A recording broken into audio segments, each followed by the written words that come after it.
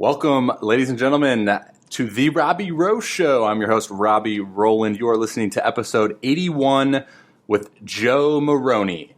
Let's hear a little soundbite from Joe. You should develop your Twitter and your Instagram to where you open it up and it's almost like a baseball newspaper. You can create it to where you open it up and you learn something new, every day. Because all these coaches are retweeting stuff and reposting stuff, cool videos and good insights on the game. And, if you really wanted that bad, that's exactly. I have your attention, please. Give me a heater. Now listening to Clear the Mechanism. The Robbie Rowe Show. The Robbie Rowe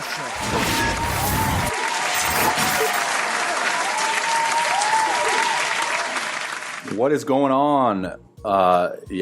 It's your boy, Robbie Rowe, on The Robbie Rowe Show. Man, I don't know why. I mean, you know what it is? Shameless plug to Strong Coffee, the company. Check them out on Instagram at Strong Coffee. That's why I'm so hyper. Not hyper, like I'm jumping off the walls and stuff, because I'm kind of like that anyways, but I'm excited. Literally just got off the pod with the gentleman that is the guest today, Joe Moroney. Just a really good episode in the simple fact that we dive into more of like the inspirational, I guess, motivational typed conversation. I think for a lot of you guys that listen to my show, follow me on Instagram, you know that I have this other side to me that that kind of like longs to inspire and longs to motivate, and I can nerd out on that stuff, which I can a lot of things, right? So we talk, Joe and I talk a lot about being super intentional, being persistent, all of these different things that are commonalities within the best of the best, not just in baseball world, but in the world, in society in general. Look at the most successful people, and they're just super persistent and they're super intentional. They have a plan, they have these routines, they have all of these things that are set in place. And I think anyone that is successful, whether it be in sports, whether it be in the stock market, I don't know, whatever it is, it's not an accident, right? And it's interesting to dive into these types of conversations with Joe. For those of you guys who don't know Joe, former professional ball player, went to the University of Kansas. Actually, we kind of grew up in a similar area, Northern California. Shout out. But went to Kansas and played a little bit of indie ball. So, man, he professional baseball, he did it at a high level. And then he created his company, Always Grind. Check them out, alwaysgrind365.com. For those of you guys who are listening, I guess who else would I be talking to, right? But go head over to the show notes, therobbieroweshow.com/Moroney081. Moroney is spelled Moroney. And in there you'll see, obviously, all the links, include a couple of videos that were talked about in this episode. And then we'll talk about the notebooks that he created within his company. He's got a hitting one and a pitching one. He sent me the pitcher's notebook, and I couldn't love this anymore, honestly. Just because we talk about intentional, right? Smarter, not harder work. Having a plan. And notebooks, I was a notebook guy as a starter, and it just gives you the ability to like write down key focal points, what you liked, what you didn't like in that particular outing, bullpen, throwing routine, whatever it is. Head on over to the show notes, therobbieroweshow.com/Moroney081, MORONEY081. You guys, for those of you guys aspiring to be a ball player at the next level, highly encourage that. And let's just get to the show because it's absolutely sensational. For those of you guys that are interested, the pitch grip analysis ebook is live. Go check that on the website. All right, let's get to the episode. Much appreciated. Enjoy. And we are live. Welcome, ladies and gentlemen, The Robbie Rowe Show. I got a special guest with me today, Joe Moroney. Joe, first and foremost, man, thank you so much for taking the time out of your day and coming on the show. And secondly, welcome. And thirdly, how's your day going so far, brother? Robbie, great to be here, man. You're doing some great stuff with the baseball community, and I'm excited to join the famous Robbie Rowe show. Oh, so I'm man. doing nice summer weather here finally in California, and excited to join you. So thanks for having me. Yeah, so for my listeners, I had to pay him to say that. So I'll make sure to get your Venmo after we hop off the show, so I can pay you up. But dude, so obviously, the direction of the show we want to take is we want to dive into your background, right? We want to. For me personally, I want to understand, how you kind of got to where you are now, and I know to start the show, it's a very broad kind of question there, but firstly, dude, like, where did your passion for the game of baseball come from, and was it always a passion from an early age? And how did that kind of evolve as you continue to grow older? Yeah, so I'll just kind of dive into it. So obviously, I mean, a lot of the guys that you have on the show, just grew up playing the game. And whether that started with wiffle ball, at age 1, grabbing your first, yellow and, the classic wiffle ball bat, playing with your buddies or your pops out in the front yard. So that's where it really started for me. And, grew up with a pretty athletic background, played basketball, football, baseball in high school, and just really fell in love with baseball, at an early age, but kind of developed the athleticism through all the sports, and that actually helped me, I think, become a better baseball player at the end of the day. Mm-hmm. But yeah, just really had that passion from an early age, like we all do. And baseball is the greatest game. I mean, we were talking about it a little bit earlier before the show.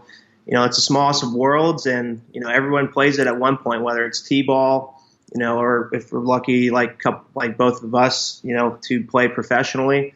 It's just one of those things where it's America's pastime, and we're very fortunate to have played it as long as we have, and for you to continue playing is awesome. And like I say, you're doing some great stuff for the baseball community, but that's what baseball is all about. I mean, it's those friendships and relationships that you develop along the way, whether it's from t-ball. Like I know I played with some guys in t-ball that are still playing today, and I think that's why baseball is the greatest sport. It's just because you played at such an early age, and those relationships you build through the game of baseball are the greatest relationships, in my opinion. So, but yeah, to answer your question, just started from an early age, and just kept working and was lucky enough to play as long as I have. Yeah, dude, it's so crazy too, right? Because you talk to like any guy, and even for me, like being out for this whole entire year for an injury, like talk to anyone and say, hey, like ask them what's the biggest thing you miss about the game or playing the game, and it's never really like the game itself. I think it's more about the relationships and the people, right? It's like about those connections that you make along that journey. And it's so crazy how like when you're in it, when you're playing the game, you kind of, for lack of a better term, I guess, take that for granted, right? Take for granted the showing up to the clubhouse, being around the boys, being in the bullpen. For me, like that's kind of the most that's the funnest experience when it comes to the game. And then when it's over, you're like, crap. You didn't really think about that when it was actually occurring. But talk about your path into college. So University of Kansas, Big 12, major school. What was that like? I mean, was that something that because I know you have more of an interesting path into college. So what was it like for you? Maybe junior, senior year of high school, like throughout the recruiting process, and take us into that. Yeah, so it kind of goes back a little bit before high school. And, growing up, I was a late bloomer. And, I was always the smallest guy on the team, was a hustle guy and contact guy, got on base, that kind of stuff. But it even really started when I was about, 12, 13 years old, and kind of transitioning to, from Little League to where the base paths are now 90 feet. And I was trying out for our local Babe Ruth team. It's Tri-Valley Babe Ruth. They're actually kind of like a powerhouse, which is awesome. But humble brag. Yeah, right. The Tri-Valley Babe Ruth. They produced a bunch of major leaguers, won a bunch of World Series, and long story short, went out in the tryout. There's 300 kids there around the whole area, and I got cut from all 5 teams, and it was just one of those things where it's like, okay, now what? And to me at the moment, there's obviously lots of routes you can take to play at 13, especially nowadays. But back then, that's where I wanted to be. So it was just one of those things where I started to become very persistent and knew that this is what I wanted to do. And so I called every single coach after the tryout, and it was like, hey, can I get one more shot? I won't let you down, that kind of thing. And 4 out of the 5 coaches were like, yeah, come on out. I appreciate you reaching out. And so long story short, eventually signed, but got on with the Giants, the Tri-Valley Baber Giants.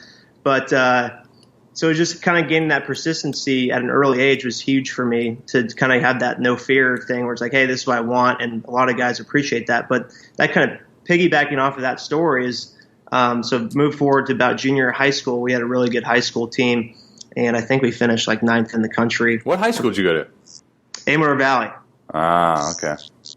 Yeah, Amarillo Valley High School. So we had a really good team, and I think we had like 10 guys go play Division I or something from that team. So we were stacked. Yeesh. And I wasn't very high recruited even after that year.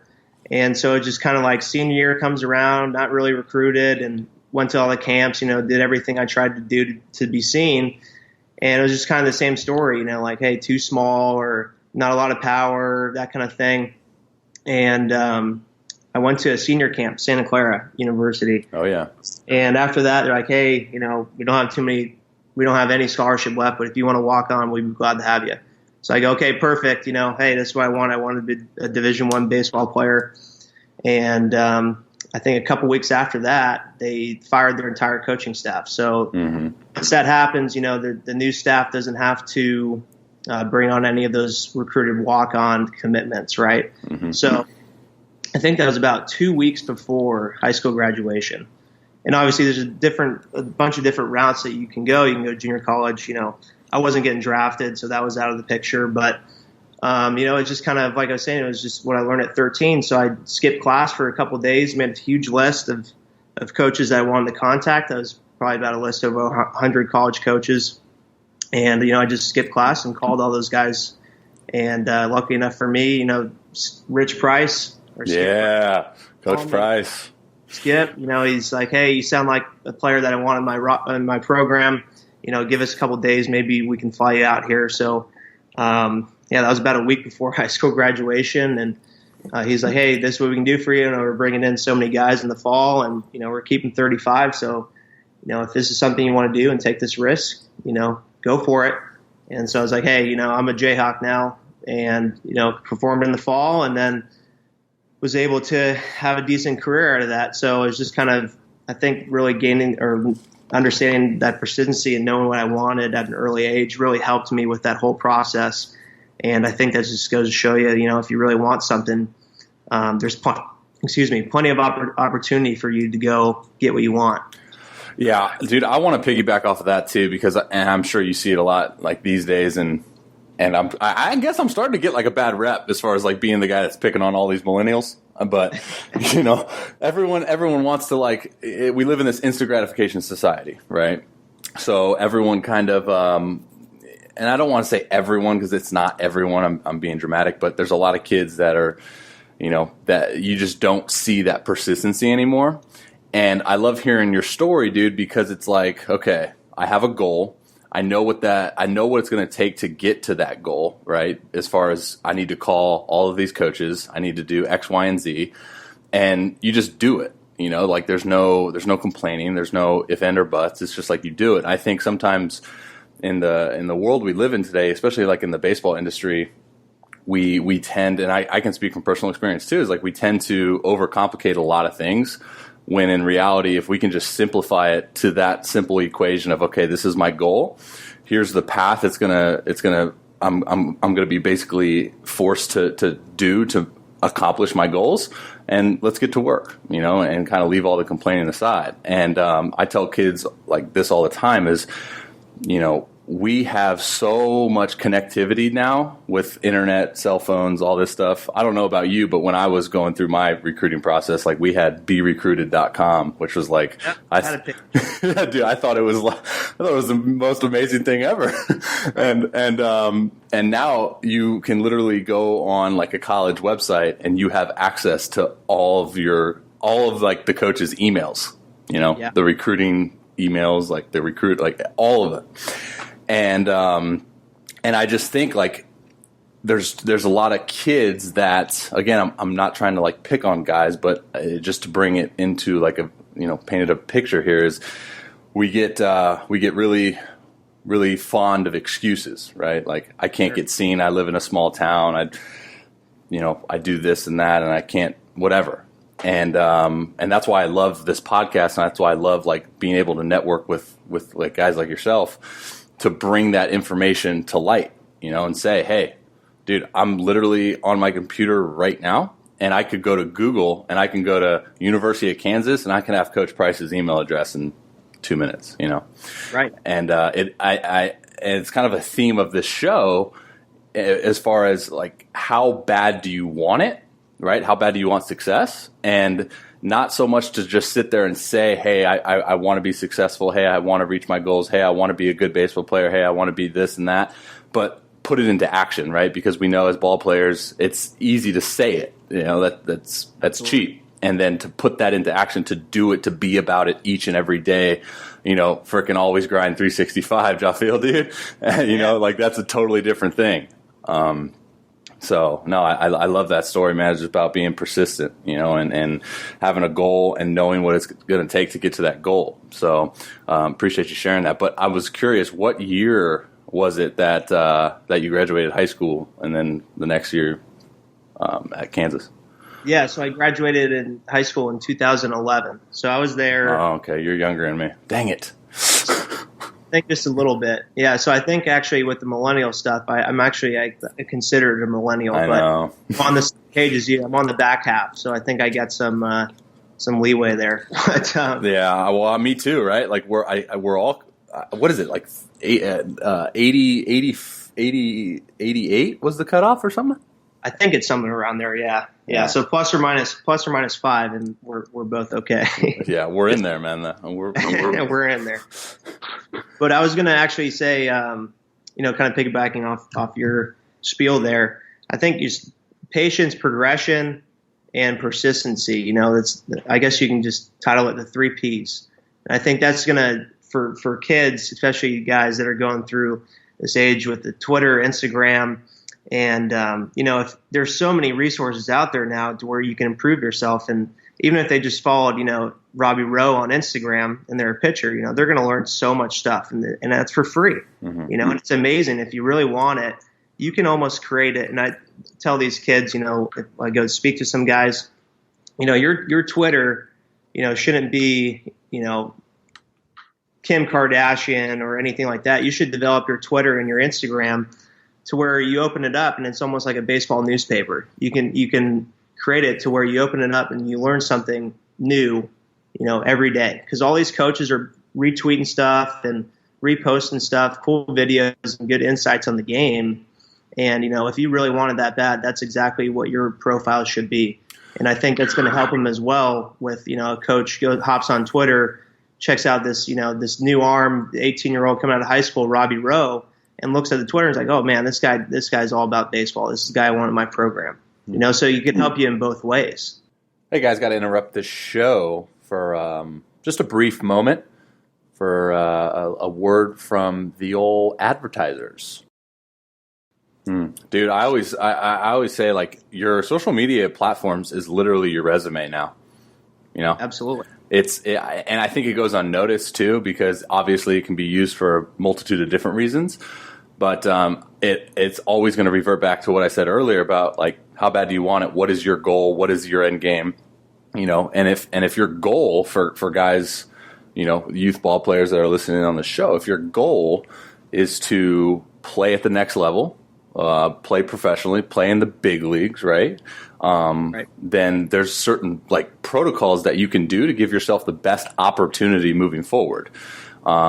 and it's attention to detail. It's those little things that maybe, we don't recognize while we're going about our lives, as far as making your Twitter a baseball newspaper, or making your Instagram, making sure that you're being perceived as like a grinder or a dirtbag or just somebody that loves the game, because like you said, that stuff matters, dude. And Absolutely. I think it's a mistake for kids to think that recruiters, scouts, anyone that has power to make a decision for you in your career, that they think that they don't look at that stuff. They're wrong, because they do. Like, I've had numerous scouts reach out to me and be like, we look at that stuff all the time. Like, that's how we can pretty much dictate character. That's how we can dictate like who a guy is, especially nowadays when people, it's like the thing to do as far as like posting every day. I remember when you and I were kind of going through our process, I'll speak from my personal experience, but it was Facebook and MySpace. MySpace more so, but Facebook was kind of getting on the scene. And dude, and I was like, let's go, man. I'm posting these pictures, like I'm doing this. And I'll never forget, like my parents said from like an early age, like, hey, like that's, you're living in like, not for lack of a better term, like living in the limelight per se, because everything that you post is like, it's out there. The world could potentially see it. So just, be, for those of you guys who are listening, be mindful of that, because it could be used for your benefit or it could be used for the opposite of your benefit. But no, good point. Dude, so I don't know why it took us so long to dive into this, but how did Always Grind come about? For those of you guys who are listening, Joe is the founder of Always Grind. Check him out on the website, alwaysgrind365.com. I'll link all of his stuff in the show notes for those of you guys who are listening. So, Joe, how did that kind of come into fruition? So, it's kind of just my story, kind of goes along with my story, and is something I started to do, senior year of college. Was just really taking notes, and because you're playing these guys a lot, and whether, for those of you that are listening as well, I'm a position guy. I played center field in college, and like I said, wasn't the biggest guy, so I always knew I had to have a competitive advantage at all times. And so I told myself, how am I going to do that? Okay, I'm going to start taking notes, whether it was how I was feeling this day, notes on the pitcher after this at bat, just something I can create the competitive advantage for myself and even for my teammates as well, and instantly just writing stuff down. And so that's where the idea came from. And when I transitioned into pro ball, it even became even more so because I'm seeing these pitchers more often than just a 3-game series on the weekend. Right. And it really started to come to fruition. I was playing indie ball in the USPBL. And for those of you who don't know, the USPBL has 4 total teams. So it's a definition of grinding. Absolutely. And so we're playing the same 3 teams, day in and day out. So the games I wouldn't play, I just started creating these charts, and it came down to it. And I, taught a pitcher on his off day how to do the charts for us. And it came to the point where we just had these scouting reports that were just like, hey, this guy's going to throw 2-0. He's 98% of the time going to throw a fastball or something like that, right? So we just created these charts where it's like just absolute crazy percentages that really just gave you a competitive advantage. And kind of using that example of 2-0, it's like, all right, it's already a 2-0 count. You might as well just sit fastball here because 98% of the time he's going to throw it, and if he does, you're going to rock it. Mm-hmm. So that's really where the idea came from. And I just sat down one day and was like, all right, I can create something that has a pretty ease of use flow to where a hitter, I'm just using the hitter because I'm a hitter, the hitter can come back into the dugout right after his bat and write down every single pitch.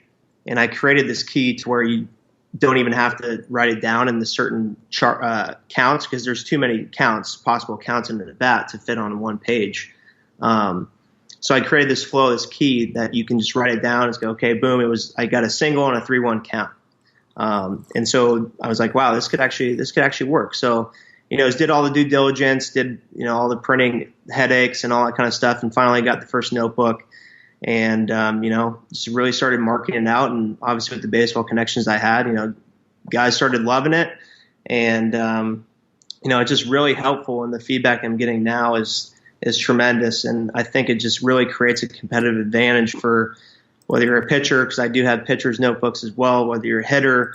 And it really just helps with the overall process, whether it's in-game or post-game or pre-game, whatever kind of reflections you're having, it's going to help you because there's so many advantages of writing stuff down.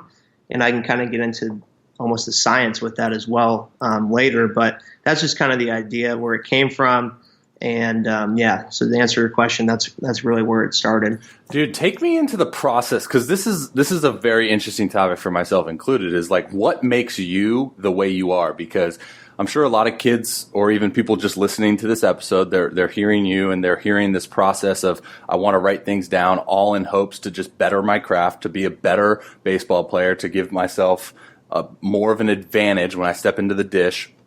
What is that, dude? Like what inside of you is motivating you to be the best version of yourself? Because there's I'd say like 97% of, dude, probably even more actually, whatever percent it is, very high, guys in indie ball are not doing that. You know what I mean? Guys in indie ball not doing that. Guys in college not doing that because maybe it's about them not caring as much, or maybe it's just about the way that they are, or maybe it's just about them not knowing that that's an outlet that they can use. So take me inside the mindset for you, man. Is that something just like that's the way you always were? Is it something that, that's how you were raised? What is it inside of you that motivates you to find any competitive advantage and use it? Yeah, so I guess it's just a combination of a lot of different things, just kind of how I grew up. And like I said, just always kind of being the smallest guy, and you have to try and find a better way to win, I guess, whether it's playing, basketball or whatever out in the front yard. I'm not going to be dunking over anybody, right? So I gotta find a different strategy to help me win, because there's so many different ways where you can be successful in any sport. I mean, you kind of look at, I'm a big Warriors fan, obviously. Let's go. Yeah. I mean, hey, a tough end to the We won't talk about that. Yeah, we won't. But anyways, you look at Steph Curry, like the same kind of thing. Fantastic, yeah. He was, undersized, and even though he had tremendous success in college, it's not going to translate to the NBA. And, he found a way to be successful, and he changed the game. He changed the game of basketball as we know it. Mm-hmm. And so there's, like I was saying, there's so many different ways where you can be successful. And, just a combination of a lot of different things for me. And I think it was just kind of in indie ball, I was unsigned, kind of free agent, trying to figure out a way to get signed and to keep playing. Yeah. Where, hey, is this it? Is this, am I going to have to transition to something else? And I figured to myself, it's like, hey, I'm going to be doing 8 hours of something. Mm-hmm. I might as well be doing 8 hours of something that I enjoy doing, and that's baseball. Mm. So, whether it's putting in the extra hours of time, we obviously are out on the field for a long time as it is. But just, even in BP, I think one of the best things that helped me improve as an outfielder in college was just taking reads off of BP seriously, every single rep, getting those reads. And, some guys don't take it that way. It's like, oh, it's BP. But I think if you just kind of have that professional style approach at an early age, that's just going to create so many great opportunities for you as a player to grow. And I think that's really where the brand Always Grind, is trying to go towards, is really just almost, instead of finding a professional approach at age 23, and now it's like, oh, shoot, I'm 23. Why not find it at 16? And then all of a sudden you have that professional approach, and you really have that style of play, going into a Division I college or a JUCO, or, maybe you get drafted. But I think that's really my goal as a brand for the brand Always Grind, is to make that aware for everybody else. Hey, you're going to be doing 8 hours of something. You might as well be doing 8 hours of baseball because it's what you love to do. And yeah, I guess that's kind of where the mindset is. Mm-hmm. Dude, it's about being intentional, right? Like, I sound like a broken record, and I'm sure people, are starting to catch on to it, but it's literally like everything you do within your day, if you do it with the intent of it meaning something, which essentially a lot of things do, right? Obviously, there's a fine line of we don't want to be too mentally consumed in one thing because that could just absolutely drain us. Especially in baseball, right? That super fine line of, okay, I need an escape now, but okay, now I need to focus in. But it's about being intentional because we have all of these like little outlets that we've discussed on this show that we can put emphasis in, and like you said with taking fly balls, right? It's like how bad do you want it again, right? I mean, if you want it bad and you want to be the best baseball player that you could potentially be, all of these different outlets are going to be taken more seriously than they would if you're just, hey, I'm here for fun. Like, I know I'm not the best player. I'm just here to hang out with the boys, which is fine. I'm not saying that's bad, but this is kind of more targeted at the guys that come at me and approach me and say, hey, I want to be a big leaguer. Hey, I want to be Division I baseball player. All right, show me your routine. What are you doing in your flat grounds? What are you doing in your bullpens? What's your mindset here? What are you doing in the weight room? What are you doing in the training room? Like, there's so many different things. I just did a pitching talk segment yesterday on velocity development. People are always wanting that one thing, right? In baseball, hey, maybe for you it's, hey, how do I hit more home runs? What's the best exercise to do to hit more home runs? What's the best, stretch to do to throw harder? All these like things that are just plug this one deal into my routine, and all of a sudden I'm just the best player ever. Like, no, that's not the way the game works, and that's not the way life works.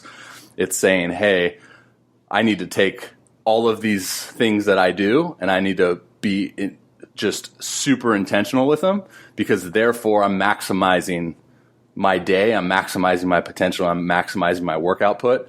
I talk a lot about being, working smarter, not harder, right, in the sense of, I think there's this disconnect when it comes to sports where people just go, okay, I failed. Let me just work harder the next day. Let me just work harder this next week. For starters, have a bad outing. I got 5 days in between. Okay, I'll just work harder than I did the last week, right? So it's like more of a disconnect in the sense of harder doesn't always play, and you know better than anyone just because, you've played this game at the highest level as far as professional baseball. So like, okay, now I just got to be super diligent with my work because everyone around you is at that same physical capacity as far as their skill levels. So again, like pretty much to highlight the topic of the show, man, is, there's so many things that we can do, and it's not about just doing them to do them, or it's not about just doing them and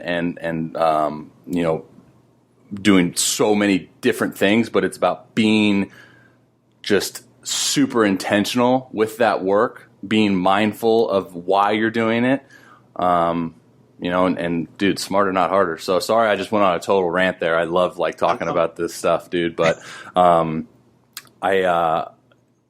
want to dive into I want to go back to the topic of the notebook stuff. Yeah. So can you kind of elaborate, and I'll piggyback off whatever you talk about, because like I said, well, before we hopped on the show, is like I was a notebook taking guy too as a pitcher. Right. Can you kind of just paint the picture for the individuals that are interested in purchasing one of these notebooks, depending on if they're a hitter or a pitcher? Like you said, you offer both.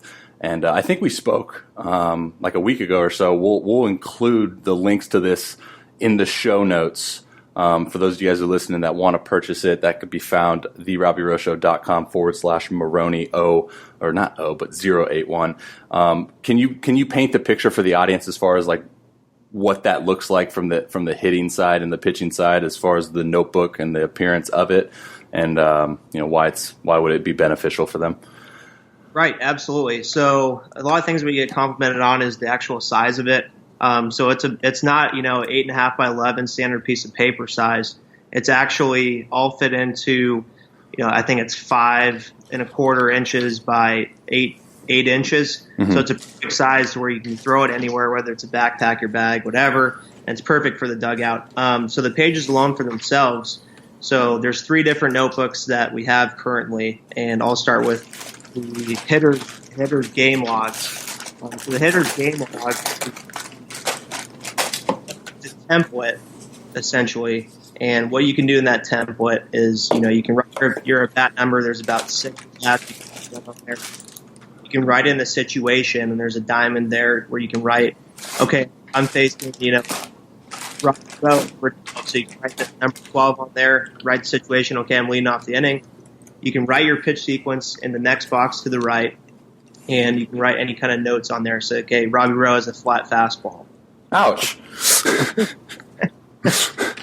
And the next, you can kind of rate your at bat afterwards. So you go, okay, was this a quality at bat? And to the right of that, there's the result. So, okay, it was a quality at bat. I had a single through the left side of the diamond through the 6 hole. So you can draw that stuff in. So the best part about it is you're pretty much just painting a picture. Mm-hmm. You're not taking too many notes. It's just a framework, and that framework is going to allow that hitter to almost develop, their own style, if you will. Mm-hmm. Their own style of like, okay, this is the information that I received. This is how it works for me. So that's the whole point. And I think that's really going to help a hitter develop that baseball IQ. That we're all trying to improve our baseball IQs at the end of the day.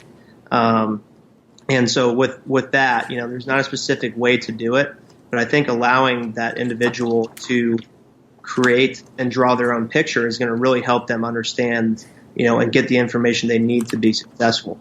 So that's pretty much what the game logs is. And then on the back of that page, there's entire back page for notes. So you can write, your entire game, like how I felt, even how I felt, during BP, because that stuff is essential. And, the advantage of writing stuff down is that it helps you recognize and process your emotions. Because you're forced to put your emotions into writing at that time where it happened, and you're able to process your thoughts, whether there be, if it's positive or negative, at a much deeper level than just simply thinking about it, right? Right. And so that's kind of what the hitter's game logs is all about. Hey guys, got to interrupt this show one more time. Last time, sorry.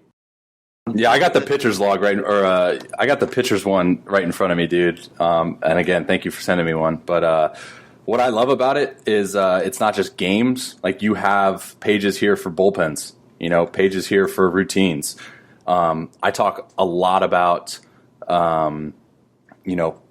developing personal cues, and I know hitters are kind of the same thing, right? Where maybe they, something clicks in BP, and it was just the mindset of, okay, I'm just going to create rhythm with my hands, right. And that's something that can maybe go unnoticed, or not maybe just unnoticed, but like forgot in the course of a battle, right? When the game speeds up, lights are on, pitcher's throwing a little bit harder, could be forgotten, but it's the ability to like come back in here, because I'm such a nerd when it comes to my bullpen stuff, so I love the page for the bullpen guys, because it says focus, what I did well, what I need to improve on, right? So for me, I'd encourage you guys, once you purchase this, write down your focus before the bullpen.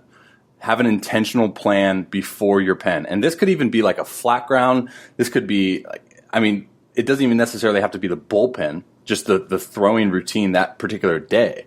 So write something down before you even touch a baseball. This is what I want to accomplish, right? And if you ask about how do I understand, or how do I determine what I need to focus on, the hitters, your previous outing will definitely tell you. So, dude, this is fantastic. I love this stuff, just because I think, like you said, once we start writing it down, being mindful of it, it's easier to put into practice. Absolutely. And the cool thing about the pitcher's one is that it's really more, you're getting more of you have your routines, you have your bullpens, like you're saying, and then there's also the game log area for the pitchers as well. So it's an all-in-one kind of notebook for those pitchers. With the hitters ones, obviously you're playing every single day, so it's hard. I can't put 400 pages in there. And that's why I developed a hitter's notebook itself, and that's more derived for cage work, batting practice, just practice in general, and then also kind of spin off where they had the pitcher's routines. You have the hitting routines as well, and so the routines are just so big in the game. Whether you have a routine just for practice or for the game. Okay. Routines are huge, and that's just something, if someone buys this notebook, it's not gonna force them, but they're like, okay, I'm gonna sit down here, I'm gonna try and develop a routine. Sure. And that's where the wheel starts going. And so it's improving a player, whether it's in the game or not, but you're also just developing that day-to-day progress that you need to really improve your progression in the game and trying to achieve your goals. Dude, I freaking love it, man. I could sit here and talk about this stuff literally all day. Same. Unfortunately, I can't, but I do. In closing of this episode, man, I want to give you the floor to let my audience know where they can find you. Where social media platforms, websites, and for those of you guys who are listening, I'll be sure to link it all in the show notes as well. So, Joe, where can everyone find you, man? Yeah, so social media is just going to be @AlwaysGrind365. The website is www.alwaysgrind365. The name of the brand is just Always Grind. Someone stole and didn't steal. Someone got there quicker than I did. But yeah, it's pretty simple stuff. And feel free to reach out. Whether it's Instagram, Twitter, Facebook, email, all that stuff. All the information's on social media. So yeah, I would love to talk with anybody who had the interest or is listening to the show about what our goal is as a company and how we can help you improve as a player. And with that, I also just want to say shout out to Robbie Rowe and the Robbie Rowe Show. Appreciate you having me on here, brother. And we should definitely sit down and do this again because I could talk baseball with you all day long. Oh gosh, dude, that's so true, and that's why I love. Like I told you before, man. I love this part of it, and you being a freaking CEO of your own company, like you understand, like networking today in 2019, it's amazing because you're one message away from another CEO or another company owner, right? And you can just network, bounce ideas off each other, learn from somebody. Gosh, now I want to go into a whole different topic, but like you said, we'll save it for another show, dude. Thank you again for coming on, and I'll sign you off the air. But thanks again, Joe. All right, Rob, appreciate it. Good meeting you over audio here, and appreciate me being on the pod. We'll meet up here soon. Yeah, no doubt, brother. Thanks again. All right, guys, thank you so much for tuning into this episode of The Robbie Rowe Show. If you are new to the podcast, be sure to hit that subscribe button to basically listen to all the super dope episodes that I'll be producing. I mean, you don't have to if you don't want to. Like I said, the show notes, this episode, therobbyrowshow.com/Moroney081. Go check it out. You'll see all the links talked about in this episode. And, yeah, go do that. And then go leave me a review. It sounds so bossy. All right, guys. Well, your boy's out. As always, thank you guys for tuning into this episode. And I hope you have a blessed rest of your day. I got nothing else to say. I don't think I've ever said that in my life. Did I rhyme? Potentially. All right, guys. I love you. God bless. We'll see you.